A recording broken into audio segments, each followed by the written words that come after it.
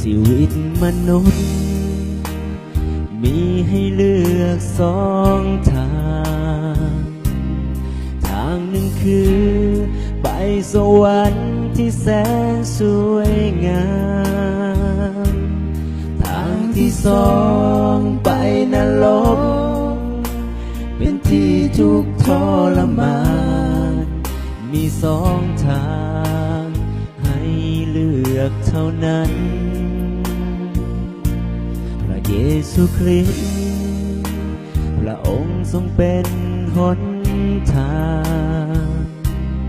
ที่จะนำให้มนุษย์ได้พ้นความตายสิ่งประสนที่กังแขนแสนทุกข์ทรมานเป็นสะพานให้เฮาได้ก้าวเดินไปมนุษย์เฮาบ่ได้จมแต่เพียงความตาย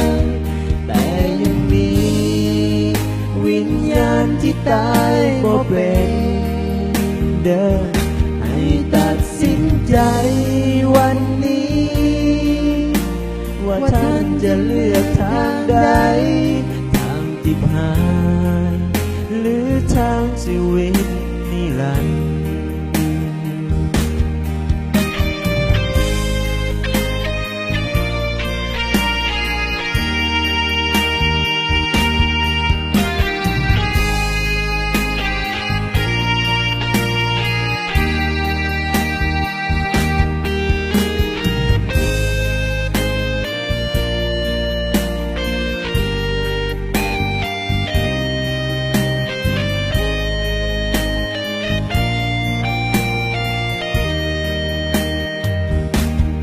มนุษย์เฮา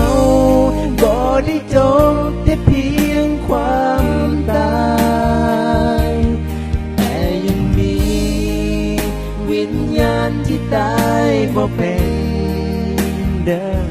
ให้ตัดสินใจวันนี้ว่าท่านจะเลือกทางใดทางที่ผ่าน